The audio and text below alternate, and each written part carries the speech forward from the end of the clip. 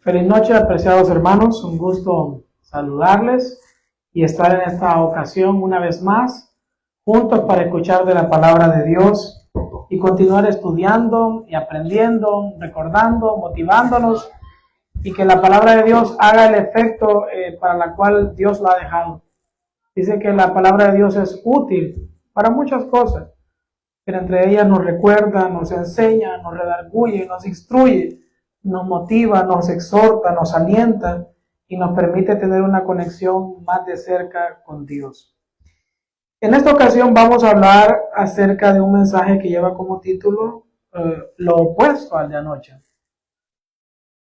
Un vivo muerto. Quiero decirles que durante este estudio vamos a hablar todo lo contrario de lo que hablamos anoche. ¿Quién es un muerto vivo? De lo que hablamos anoche. Que es una persona, un ser humano con vida, pero que está muerto en delitos y pecados, y que se entrega a los placeres de la vida y que lleva una vida no de acuerdo al propósito o a la voluntad de Dios. Ahora hablaremos de personas que están vivas también, pero al mismo tiempo están muertos a algo. Y quiero decirle que el mensaje de esta ocasión caracteriza de una manera positiva a estas personas. Bueno, vamos a ampararnos en la Biblia, que es la única que nos da una iluminación certera acerca de las cosas, y tenemos la llamada en Romanos capítulo 6 de los versículos 12 en adelante, y quiero que nos sometamos a la redacción de la palabra de Dios, explicando esto acerca de un vivo que está muerto. ¿Cómo es posible que un vivo esté muerto al mismo tiempo? Porque lo que hemos muerto al pecado, ¿cómo viviremos en él? ¿No sabéis que todos los que hemos sido bautizados en Cristo Jesús, también hemos sido bautizados en su muerte? Hablando de los que han cruzado la experiencia del bautismo exclusivamente, dice el versículo número 4, porque fuimos sepultados junto con él para muerte por medio del bautismo, a fin de que como Cristo resucitó de los muertos por la gloria del Padre, así también nosotros andemos en nueva vida, porque así como hemos sido unidos con él en una muerte semejante a la suya, seremos unidos también con él en su resurrección, sabiendo que nuestro viejo hombre fue crucificado junto con él, para que el cuerpo del pecado sea destruido, a fin de que no seamos más esclavos del pecado, porque el que ha muerto queda libre del pecado. ¿Cómo puede un vivo estar muerto? Nos referimos a una persona que ha muerto al pecado, que ha muerto a la vieja manera de vivir. Nos referimos a una persona que en qué momento es que él muere al pecado, en qué testimonio público se da, de acuerdo a lo que dice la Biblia, en qué ceremonia se identifica públicamente que en ese momento él testifica que ha muerto al pecado, a la vieja manera de vivir, y que de ahí en adelante hace un pacto de lucha, hace un pacto de servicio al Señor en la ceremonia del bautismo. Ahí lo mencionó varias veces y de una forma muy clara la Biblia. Seguimos leyendo la palabra de Dios en los versículos 10 al 12 de Romanos 6. La muerte que Cristo murió fue una muerte al pecado, una vez para siempre. Pero la vida que él vive, la vive para Dios. Ahora, después de hablar de Cristo, dice, así también nosotros considerémonos como muertos al pecado, pero vivos para Dios en Cristo Jesús. A esto nos referimos de una forma tan clara cuando hablamos de un vivo que está muerto. Es una persona que está viva para Dios, al servicio de Dios, en obediencia y en el temor de Dios, pero que está muerto ¿a qué? Al pecado. ¿Qué significa estar muerto al pecado? Que ya el pecado no reina en nosotros, no haya un cupo en nuestra vida, ni atención hacia ella. Aunque el diablo nos haga ojitos o nos llame, no iremos tras él, sino que ahora le haremos frente, le haremos guerra y lucharemos contra él de la mano de Dios. El verso 12 dice, haciendo el énfasis final de este relato bíblico, por consiguiente, no reine el pecado en vuestro cuerpo mortal para obedecer a sus malos deseos. ¿Qué tenemos que hacer con el viejo hombre, con el cual naturalmente nosotros venimos a este mundo, cuando no hemos conocido a Jesús? Dice el libro de Efesios capítulo 4 verso 22, en cuanto a la pasada manera de vivir, despojaos del viejo hombre, que está viciado conforme a los deseos engañosos. Y aparte de despojarnos del viejo hombre, se nos invita aquí a que nos renovemos en el espíritu de ¿qué? De nuestra mente. Y que nos vistamos de un nuevo hombre, creado según Dios, en justicia y en santidad de la verdad. Sigo leyendo aquí otros textos inspirados en Filipenses 3, 7 y 8.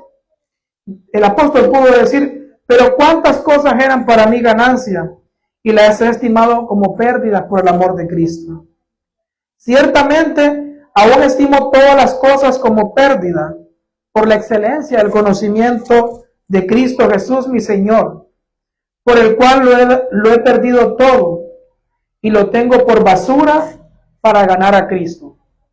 Estas son las expresiones del apóstol Pablo refiriéndose a la vieja manera de vivir, refiriéndose a la vida de pecado, refiriéndose a la vida cuando Satanás nos engañaba, a la vida de desobediencia, a la vida lejos de Dios, lejos de la iglesia, a lo que nosotros quisimos intentar por nosotros mismos y que no lo logramos con la ayuda de Cristo, sino que estábamos al servicio del enemigo, agradándole a él e insultando a Jesús y a la verdad por nuestra traición al cometido que habíamos conocido.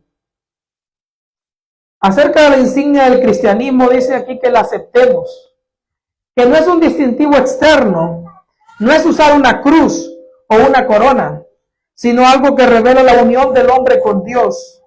Despojémonos del viejo hombre con sus hechos y revistámonos del nuevo, el cual, conforme a la imagen del que lo creó, se va renovando hasta el conocimiento pleno. La belleza de la santidad se revela, menciona aquí, a medida que los cristianos se unen, fusionándose en el amor de Cristo. Cristianismo. ¿Cuán pocos conocen el significado de esta palabra?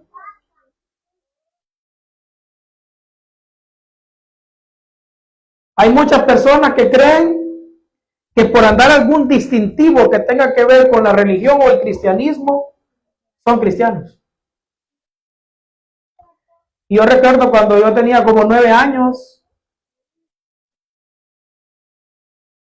a mí me regalaron una pulserita que tenía una cruz.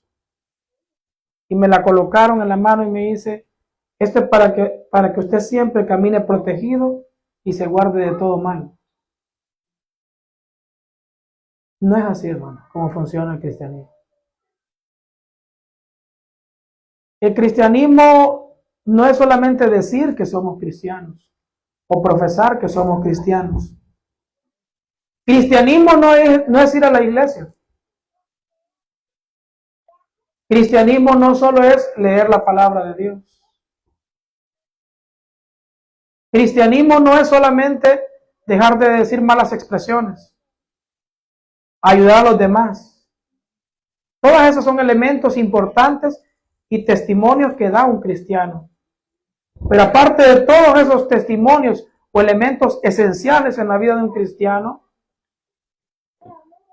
¿cuál es la forma en que identificamos a un verdadero cristiano?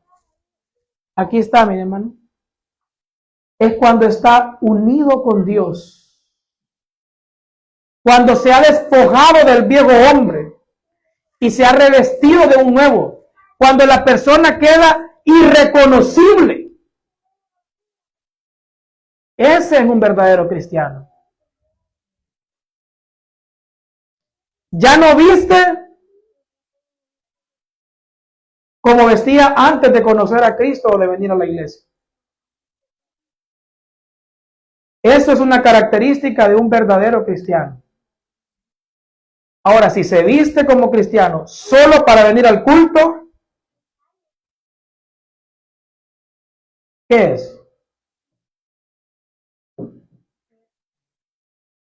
¿Podría ser un buen cristiano o un verdadero cristiano?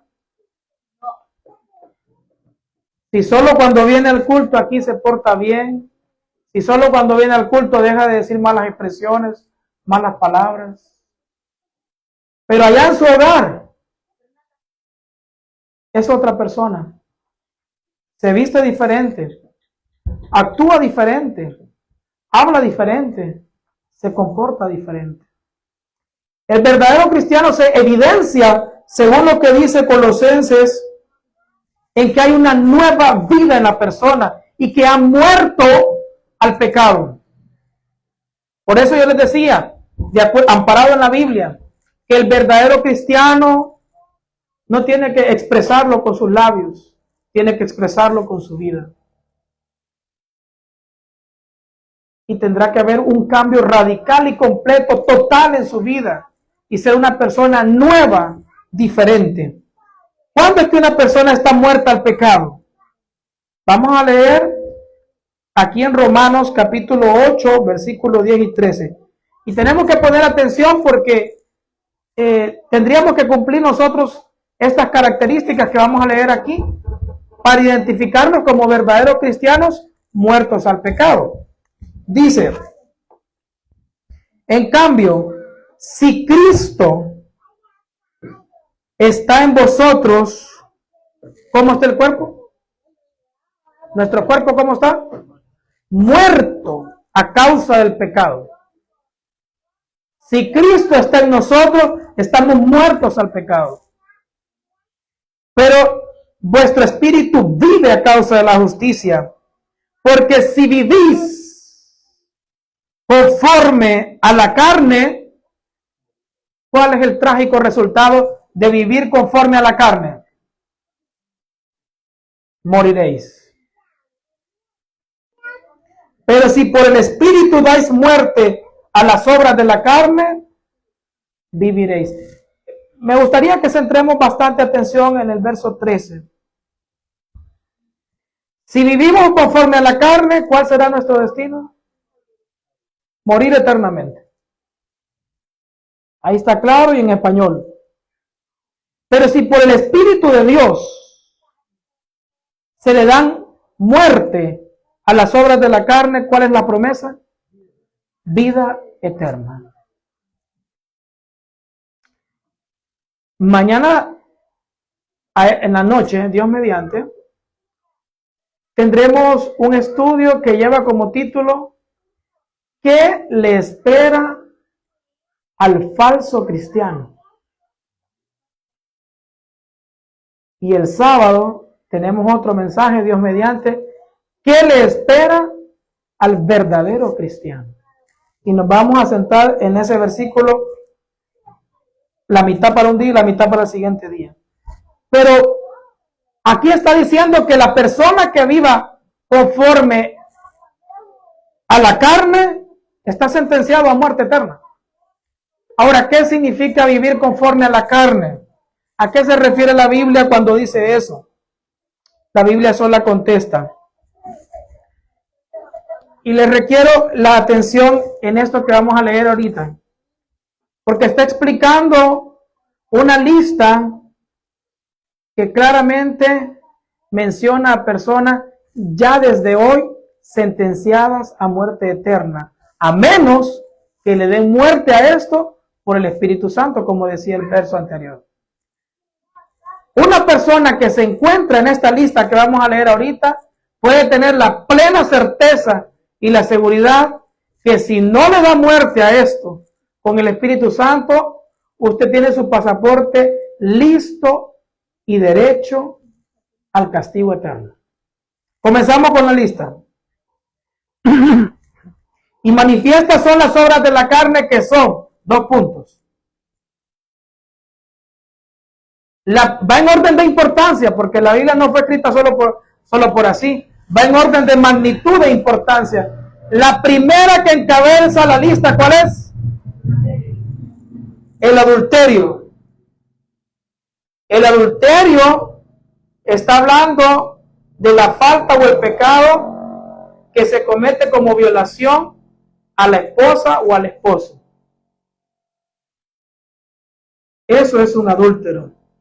Ya tiene plena certeza de su destino, si no cambia. En segundo lugar, algo muy parecido, pero diferente, la fornicación.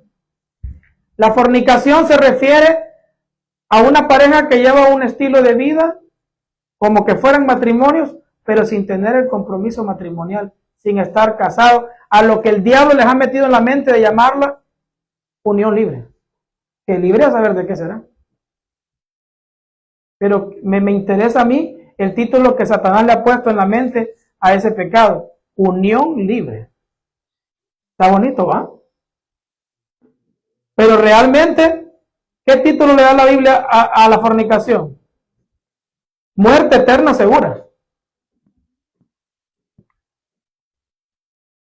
Tercero en la lista, inmundicia. Cuarto, lascivias. Todo esto tiene que ver con cosas bajas de la moral o la sensualidad. Idolatrías, hechicerías, enemistades. Mire cómo va bajando el rango, pero está en la lista. Llegamos a los pleitos. Alcanzamos los celos. Y vamos bajando de rango, pero está en la lista. Las iras. Continuamos con la lista. Contiendas. Disensiones, que es un sinónimo de divisiones. Herejías. Envidias. Y mira dónde aparece el homicidio. Después de todo esto, de los pleitos, las iras, va en orden de importancia. Después aparece el homicidio. O sea, que delante del cielo, ¿qué es más grave? ¿Los celos o el homicidio? Según esa lista, ¿va? Los celos. Muy diferente a como pensamos nosotros, ¿verdad? Y aquí va otro que se llevan millones de personas, los borrachos. Orgías, y la lista se va al infinito con esa última frase. Cosas semejantes a estas. O sea que esa lista no tiene fin. Cualquier cosa que se parezca a lo que está ahí, está identificado en obras de la carne. ¿Qué pasará con los que viven conforme a la carne, dice la Biblia? Tendrán la certeza de que van a morir para siempre. Y somos llamados por el Espíritu de Dios, si nos encontramos en una de estas circunstancias, ¿a qué? ¿Qué hay que hacer con estas cosas? Matarlas a través del Espíritu Santo, porque aunque no lo crean, esto es vivir una vida de esclavos. No es unión libre, no es una vida feliz y libre, es una esclavitud triste que hace sentir mal el corazón de Jesús y que saca grandes carcajadas al enemigo porque sabe que ha ganado más un alma, sabe que ha destruido un hogar, sabe que ha dividido una familia. Por eso a Satanás le gusta que en nuestros hogares hayan pleitos, Porque aunque guardemos el sábado, aunque seamos vegetarianos, aunque nos vistamos bien, aunque cumplamos todos los demás, si en nuestros hogares hay pleito, ¿qué va a pasar con ese hogar? El pleito es una obra de la carne. Si en nuestros hogares o en nuestras parejas hay celos, si en nuestras iglesias hay envidia, hay divisiones, si nos peleamos, si nos continuamos peleando entre nosotros, con divisiones, con problemas en la iglesia, todas esas son obras de la carne. Se nos ordena que crucifiquemos las obras de la carne, pero ¿qué es eso? ¿Cómo es que se puede crucificar a la carne? ¿Será que le infligiremos dolor a este cuerpo? ¿Nos cortaremos las venas? Como de una forma incorrecta Satanás lo ha inculcado en algún momento en nuestra mente. Que esa es la solución a los problemas. Ir a comprar una pastilla para curar frijoles y tomarla. ¿Cortarnos las venas? No. Pero daremos muerte a la tentación para pecar. ¿Cómo? Debe de expulsarse de nuestra mente los pensamientos corrompidos. No permitir esos pensamientos en nuestra mente. Por eso en los textos anteriores decía que tenemos que ser renovados de nuestra mente. El nuevo hombre es un cambio de chip, un cambio de nuestra mentalidad. Y no permitirle al enemigo que se anide en nuestros pensamientos. Todo intento de hacer un mal debe someterse a la autoridad y al cautiverio del Señor Jesucristo. Someterse, hermanos. Y allá a las mujeres les toca ser hombres. Someterse a la autoridad y al dominio de Cristo. El amor de Dios debe reinar supremo. Y Cristo debe ocupar en nuestro corazón un trono indiviso, que no lo podemos dividir, no lo podemos compartir con el enemigo. Nuestros cuerpos deben ser considerados como su posición adquirida, santa, no para un instrumento para el pecado o la maldad. ¿Qué es lo que Cristo está esperando de nosotros? Note lo que dice Colosenses 3, 5 al 7. Comienza hablando de matar, de no dejar con vida. Y dice, haced morir, pues lo terrenal en vosotros. Estas cosas que vamos a leer en esta otra lista, no es que hay que tratar de dejarlas, o que hay que dejarlas. No es que simplemente vamos a luchar contra ellas. Somos llamados a hacerlas desaparecer de nuestra vida. Morir para siempre. Vamos con orden de importancia. La número 1, que en aquella lista ocupaba el número 2, aquí ocupa el número 1. ¿Cuál es? Fornicación. La mal y satánicamente llamada unión libre. Número 2, impureza. Número 3, pasiones desordenadas, malos deseos y avaricia, que es idolatría. Cosas por las cuales la ira de Dios viene sobre los hijos de la desobediencia, en las cuales vosotros anduvisteis en otro tiempo cuando vivías en ellas. Porque el amor de Cristo nos apremia al pensar que si uno murió por todos, luego todos han muerto. Y por todos murió el Señor Jesús. Por todos. ¿Con qué propósito murió por todos? Note la parte subrayada aquí. ¿Por qué Jesús murió por todos? Para que los que viven ya no vivan para ustedes mismos, sino que vivan para aquel que hace 2000 años murió en una cruenta cruz allá en el Calvario y que resucitó para nosotros. Aquí está el gran dilema del cristianismo, hermanos. Me voy a tener unos minutos aquí y quiero mencionar algo importante de estos últimos 2 renglones. ¿Por qué es que a las personas se les hace tan difícil la vida cristiana? Porque es que les cuesta ser cristianos. Les cuesta guardar los mandamientos de Dios. Les cuesta tomar la decisión de cambiar algo de la indumentaria, de cambiar algo de la alimentación, de hacer algo con sus trabajos, de guardar el sábado. ¿Por qué les cuesta tanto? Yo les voy a decir que por años y años he investigado por qué cuesta tanto. Y solo he hallado una respuesta en la Biblia. Y es cuando uno quiere agradar a dos señores al mismo tiempo.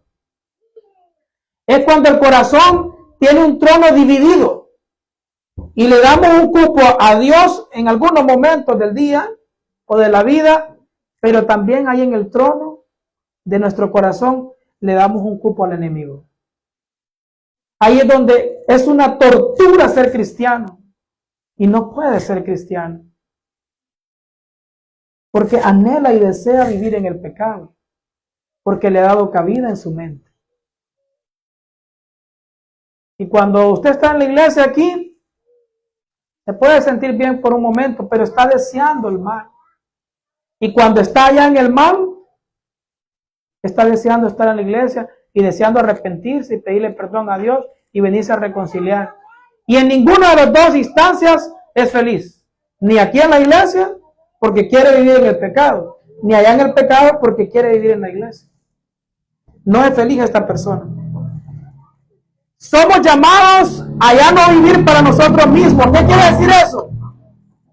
Que yo no tengo que buscar en esta vida lo que yo quiero o lo que a mí me agrada o lo que a mí me conviene, sino lo que Cristo quiere, lo que a Él le agrada y lo que Él demanda en la santa palabra de Dios.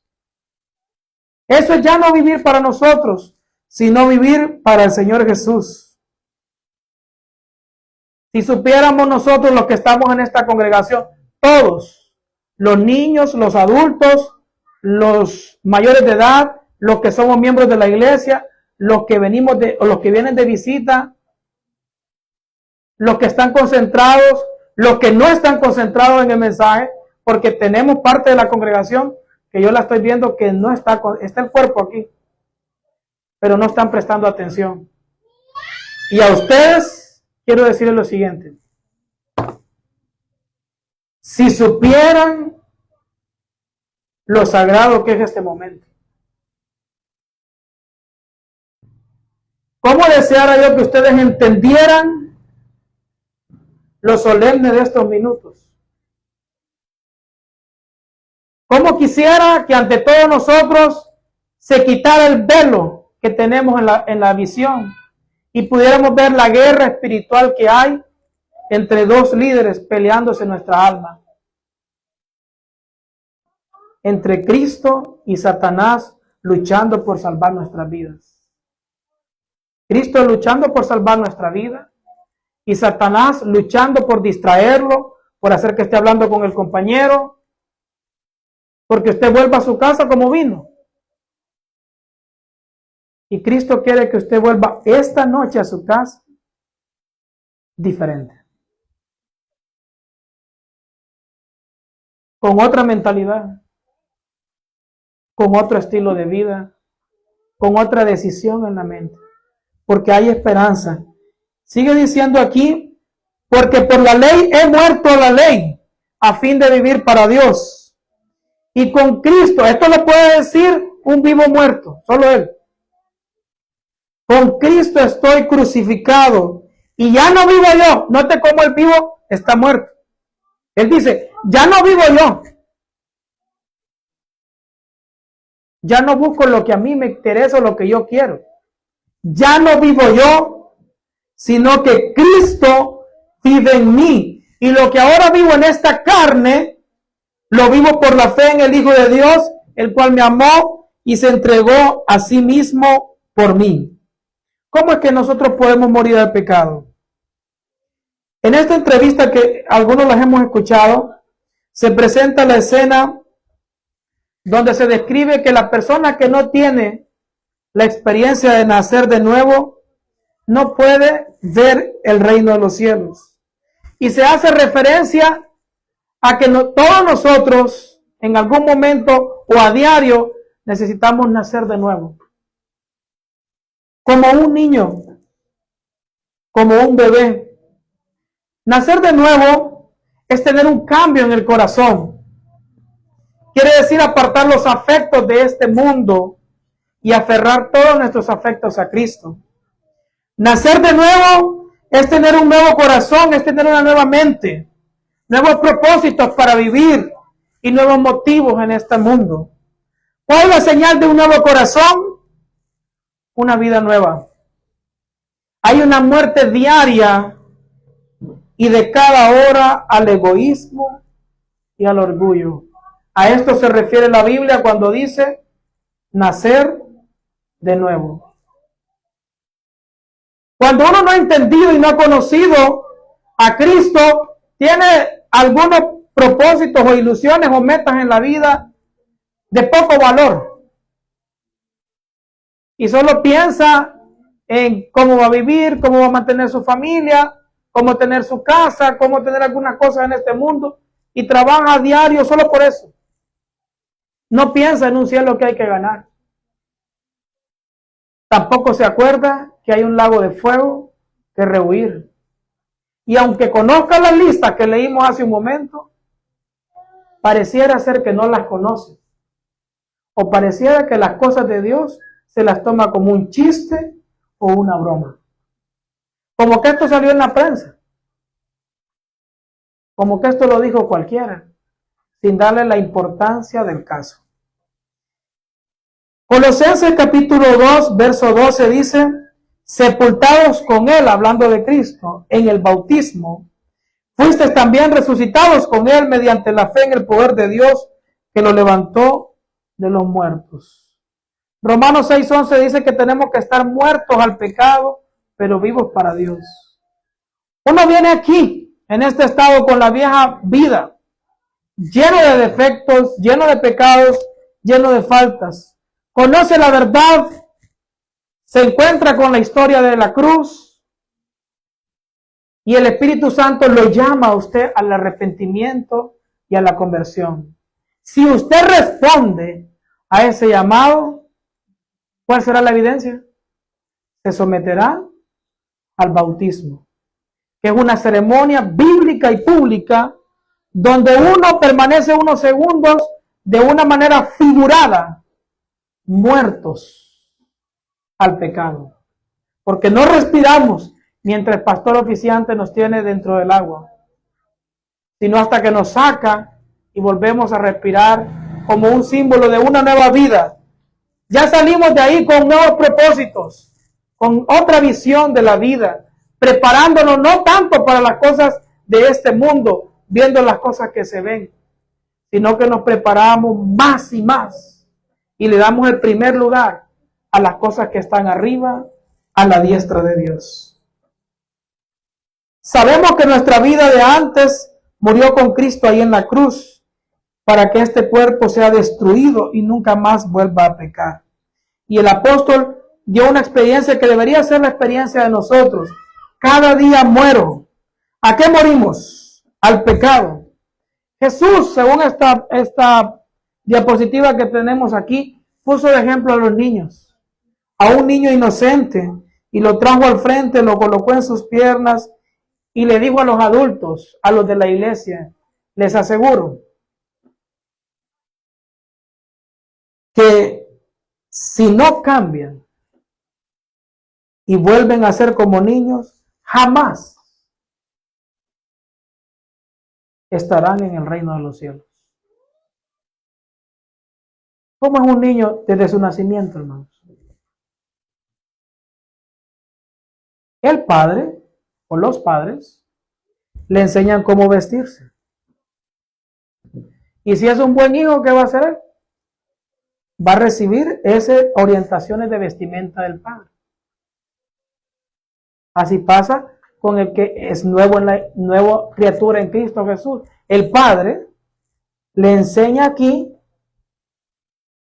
que hay un manual de moda, cómo vestirse. Aquí están los parámetros, están todas las indicaciones. Entonces, la nueva criatura, como es inocente, como es un bebé obediente en experiencia cristiana, va a aceptarlo. Y al igual como los niños, ¿quién les enseña a comer y quién les dice qué comer o qué no comer? Los padres. Y si el hijo es buen hijo, va a respetar las orientaciones de qué alimentarse y qué no comer. Lo mismo pasa en la vida cristiana con el que es como un niño. Va a aceptar las recetas que aparecen aquí, porque este es un buen recetario. Aquí se dice qué comer y qué no comer. Los padres, si son buenos padres, le van a decir a los hijos qué palabras deben de decir y cuáles son malas palabras y que no deben de decirlas. Y si es buen hijo, va a obedecer y va a respetar y no va a decir malas palabras. Lo mismo pasa en la vida cristiana con una persona que es una nueva criatura. Tiene que cambiar su vocabulario. Y aquí están cómo hay que hablar. Qué decir y qué no decir. Aquí están, en este material. Toda la vida.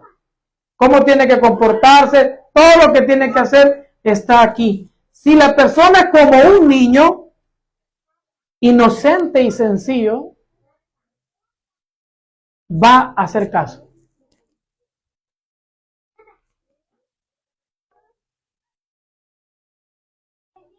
¿O qué madre de la que está aquí? Su bebé recién nacido le ha dicho a la madre cómo vestirlo. ¿O qué madre de aquí, el primer día de nacido su hijo le dijo qué le debe de comer? Nosotros no podemos decirle a Dios cómo tenemos que vestirnos. No le podemos dar sugerencias a Él, ni mucho menos órdenes. No le podemos decir a Dios cómo tengo que comer yo. Tengo que someterme a sus orientaciones. No le tengo que decir yo a Dios cómo tengo que hacer con mi vida. Todos los parámetros ya están. Y si soy como un niño, lo haré. Pero Jesús dijo en el verso anterior que si no nos volvemos y cambiamos y nos hacemos como un niño, ¿cuál es la promesa que Él dio? No entraréis en el reino de los cielos. Me encanta que Jesús habla claro, hermano. No hay lugar a la duda ni al engaño. Dice este párrafo, el discípulo que más se asemeja a un niño es el más eficiente en la labor para Dios. Es obediente, que se somete a las directrices y a las orientaciones de Dios. Quiero entrar en la conclusión del mensaje de esta noche. Y quiero compartir este párrafo. Dice, Jesús volvió a explicar a sus discípulos que su reino no se caracteriza por la dignidad y ostentaciones terrenales. A los pies de Jesús se olvidan estas distinciones.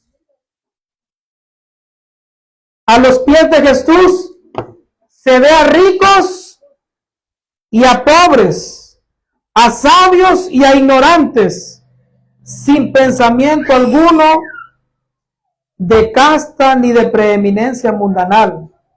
Todos se encuentran allí como almas compradas por la sangre de Jesús y todos por igual dependen de aquel que los redimió para Dios.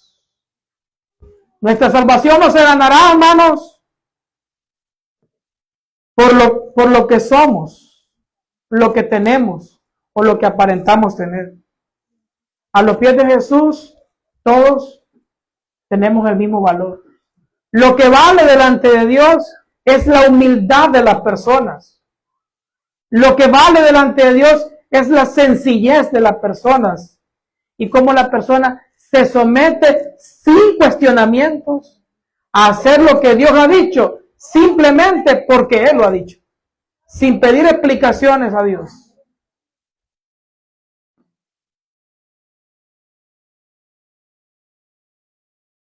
Dice Colosenses 3, siendo que habéis resucitado con Cristo, buscad las cosas de arriba, donde está Cristo sentado a la diestra de Dios, y poned la mira en las cosas de arriba, no en las de la tierra. porque habéis muerto y vuestra vida está escondida con Cristo en Dios. Y 2 Corintios 5, 17 dice, de modo que el que está en Cristo, nueva criatura es. Las cosas viejas, sea el pasado, no importa lo que usted haya hecho. Todo eso, Dios lo olvida y lo toma como una nueva criatura y Él hace todo nuevo. Y termino con esta diapositiva. El deseo o la determinación del apóstol Pablo, pues me propuse no saber entre vosotros cosa alguna, sino a Jesucristo y a este crucificado. Esta es la mentalidad de la persona que está concentrada en el cielo, mire hermanos. ¿Qué es lo que él más se ha propuesto en este mundo? Su mayor prioridad, su más alta misión, su meta más elevada en este mundo no es tener dinero, no es tener casas, no es tener poder, sino que el mayor deseo, su mayor aspiración es conocer a Jesucristo y a este crucificado. Y esa debe ser la característica de vida de nosotros cuando hemos deleitado en conocer el verdadero mensaje de Dios y día tras día proponernos lo mismo, conocer a Jesucristo y a este crucificado. Amén. Vamos a